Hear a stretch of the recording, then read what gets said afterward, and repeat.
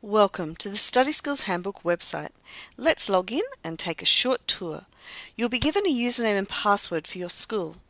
On the home page, you'll find all the units of work. Now, the whole point of this site is to help you cope better with the demands of school, which means better marks and less stress. And by working through these units, you're developing lifelong skills on organisation, time management, and learning how to study. One of the things you should do early on is click on the link using this site. There's an introductory video and a tour that you can take. Now, this page also discusses the tracking system. So let's have a look at this now, the third link at the top. You only need to sign up once, but this is where you choose a personal username and password that allows you to save the results of your end of unit quizzes and modules.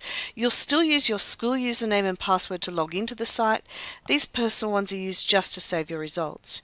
You can come back at any time and check your scores or see where you're up to, retrieve passwords, or apply for completion certificates. Now, one of the most useful pages is the Things to Print page. You'll find on this page that there's a summary sheet and a worksheet for each of the units. But towards the bottom of the page, you'll find some things called help guides, and also all the useful handouts from all the units are collated together in one spot. Things like the term planner, weekly planner, study notes checklists, and exam grids. Also have a look too at the More menu, where you can do things like ask a question or enter competitions. If you have any problems with the site, you can also contact us through the Contact Us link. Now, if we look at one of the units of work, you'll see they all follow the same pattern. There's worksheets that you can print, or you can go straight in and start working through the links for the unit. This depends on what your school would like you to do. Underneath, you'll see the assessments of the units, a quiz and the module. You also might like to vote in the poll or take the checkup quiz before you start the unit.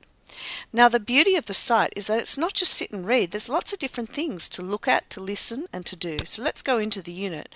For example, in this unit, one of the first things you have to do is click here on the Hall of Fame and Hall of Shame, and look at the photos that people have sent in of their home study environment and decide whether it belongs in the Hall of Fame or the Hall of Shame.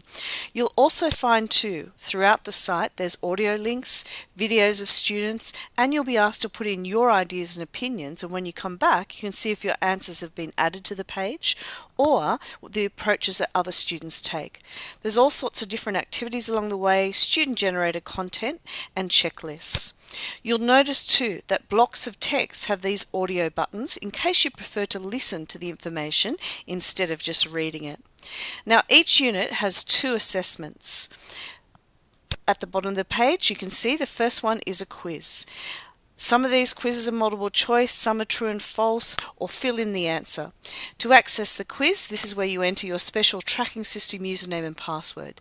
You can come back every 3 days and have another go at the quiz, and the good news is it will only replace the results if your score is higher than the last time you took the quiz. The second assessment is a little bit different. The modules test your ability to take what you've learned and apply it to real-life situations. There are 6 different scenarios, but you don't have to do them all in one go because as they're saved individually, so this means you can come back and do different ones at any time.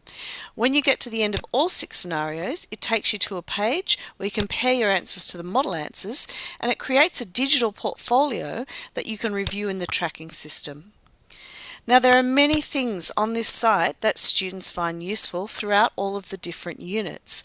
For example, in the Dealing with Distractions unit, you'll see that there are lots of different tools for managing technology distractions, all sorts of different software that you can try. In the Summarizing unit, you can see examples of how to take linear notes and turn them into a more effective set of notes, and different ways to improve the notes that you take and what other students have tried.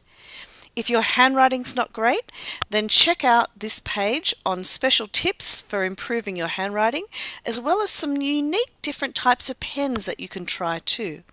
Or maybe you'd like to learn to touch type, in which case there's lots of links here that take you through to free Learn Touch Typing websites. Maybe too, you want to try some of the fun stuff along the way. Here's one of my favorites. People send in pictures of what your pets do when you're at school. And as you can see, they get up to all sorts of things. So take the time to really explore the site. Have a good look around, particularly focus on the units of work that you most need improvement in, because little things can make a massive difference to your overall results. So all the best with your studies this year.